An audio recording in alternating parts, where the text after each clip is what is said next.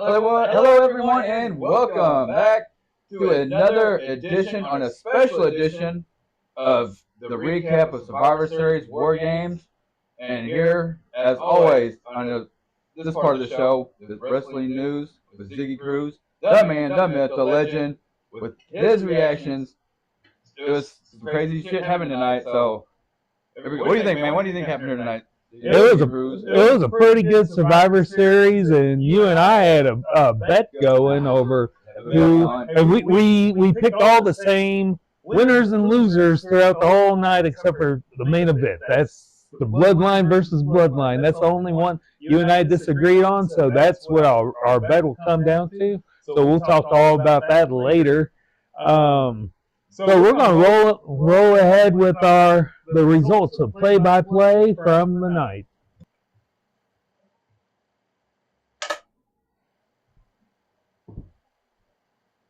And first up was the women's War Games match. What do you got, buddy? What do you got?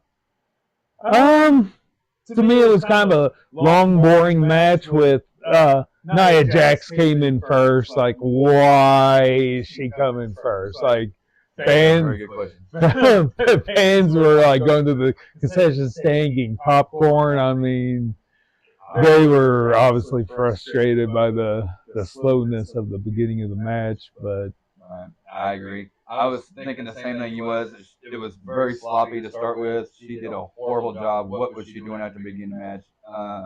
Unacceptable. Go back to the book. You wait. You bring her out last to do her, the big girl moves and get the next person over. You know how that goes.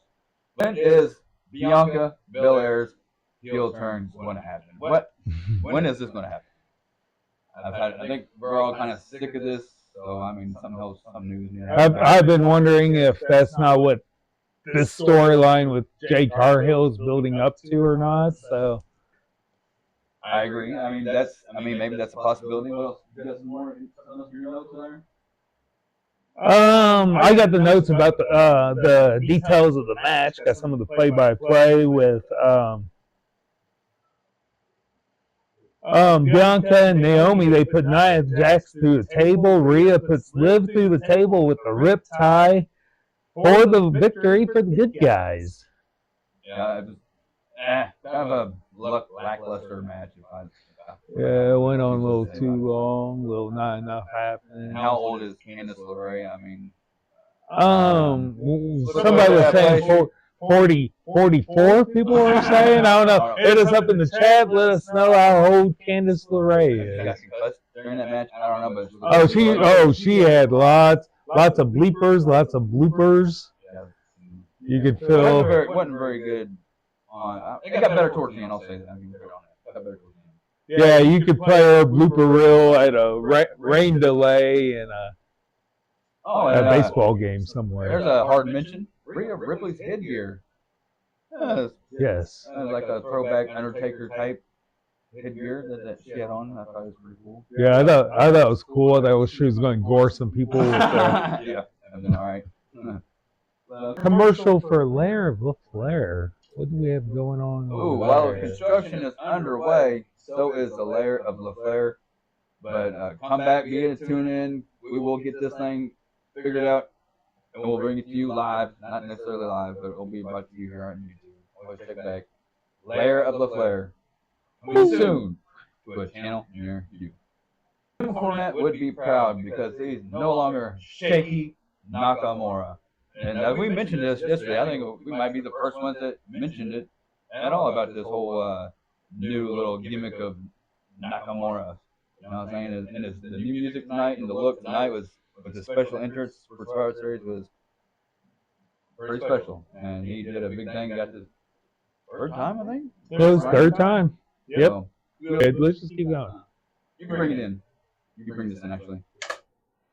All right, we have the Intercontinental Championship match, Braun Breaker against Sheamus and Ludwig Kaiser. Very interesting matches. These guys could go.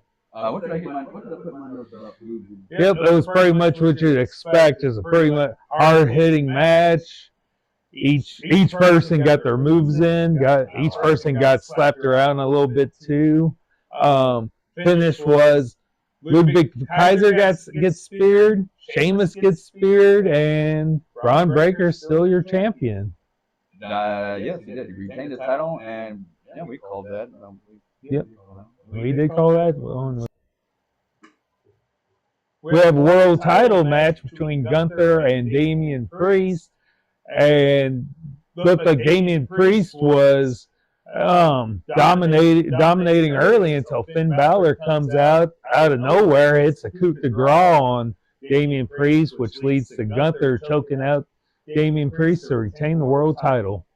And there's a lot of space outside the ring. They could have went everywhere. I mean, of course, you had to expect them to do some kind of outside the ring spot in this match. They utilized it well. I don't know what I put on my notes about this match. No, I mean, honestly, I was kind of impressed. It could almost been a classic of the sorts, the way Gunther puts on in his matches. Yep. So, but of course, Priest goes back to the line. He gone. Yep, he gone. Kingpin's Bowling will be live on Thursday nights. Please tune in about 7:30ish. Hopefully, we'll be up and going by that time. As we took 2 or 3 last week, should have swept. 2 NBA bowlers, yeah, we got you. I'm sure there's a rematch coming. We'll see you again. But be on the lookout for that. Let's go with Kingpins. Kingpins. Right. Alright, then we had the battle of the Tribal Chiefs, man. What a main event Battle of this the really Bloodlines, was. yeah. Huge match. Huge implications for the future. A lot of ups, a lot of downs, a lot of big spots. Yep. I mean, the whole team pretty much went over. CM Punk did great. I mean, it was Yep, big news was circulating. WarGames match, right? Yep, big news was circulating around the drama between CM Punk and Roman Reigns when CM Punk tried to leave or go to the ring as the third entrant for the good guys' side. Roman stopped him and said, "No, this is Sami Zayn's hometown. They're chanting Sami Zayn. Let him go first." So, and then whenever it came Roman's turn to go forth, CM Punk pretty much just tit for tat, just cut him off. He's like, "Nope, I'm going forth." And but then when all 10 men were in the ring, it was divided. One side good guys, one side bad guys. And CM Punk and Reigns stared each other down until the wise man came out. Talked a little sense into them, and I had a spot here in I couldn't read my notes in front. I don't read during the dark, but there's a lot of weak shots by foreign objects tonight. I just seen a lot of weak shots. Mostly in the women's WarGames match. Mostly. CM Punk was not doing very good selling me that toolbox shots either. Yeah. But I get it. I get what they're doing, but yep. All right. Then leads to the next big spot